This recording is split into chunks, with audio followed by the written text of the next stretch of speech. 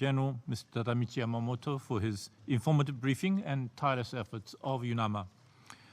Let me further express my appreciation to Professor Gizal Hares, Mr. Yuri Fedotov, Ambassador Kairat Umarov, for their briefings, and Ambassador Mahmoud Saikal of Afghanistan for his valuable input.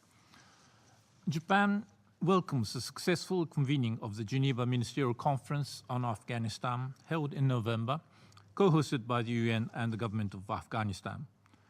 Japan attaches importance to the fact that in addition to reform and development, reconciliation was formally put on the agenda for the first time. Japan welcomes the formulation of the Geneva Mutual Accountability Framework and will support the efforts of the Afghan government to move forward with its reforms.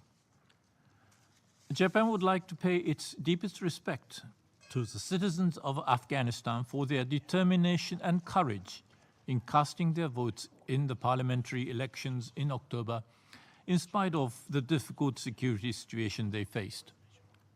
We also stress and express sincere condolences to the victims of terrorist attacks and their bereaved families.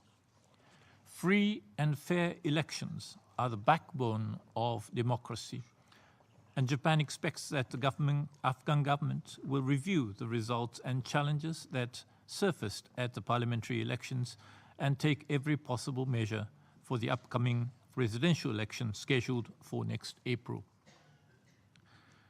Security improvement is fundamental for the peace and reconciliation process to move forward. While we have recently seen efforts in the international arena regarding peace in Afghanistan, Japan continues to support an Afghan-led and Afghan-owned peace process. Mr. President, Japan is highly concerned about the severe drought affecting Afghanistan, where millions of people are facing serious food insecurity and a humanitarian crisis. The government of Japan has recently decided to extend new assistance of $13 million in response to this devastating natural disaster.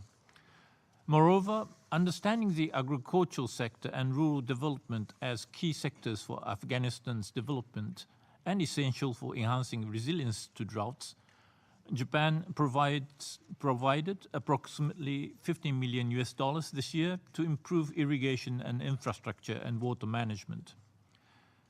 I welcome the fact that briefers as well as previous speakers stressed the important role of women and youth in Afghanistan. In this connection, Japan has decided to provide approximately $17 million to promote the Maternal and Child Health Handbook and to provide immunization against infectious diseases, including polio. I believe that these projects will contribute to saving lives of many Afghan children who will lead Afghanistan's progress in the future.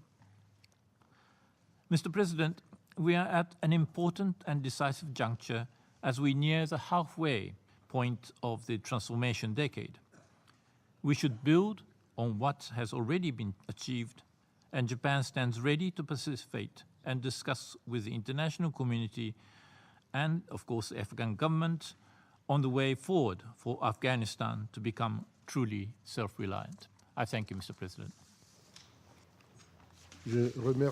I thank the representative of Japan for his statement.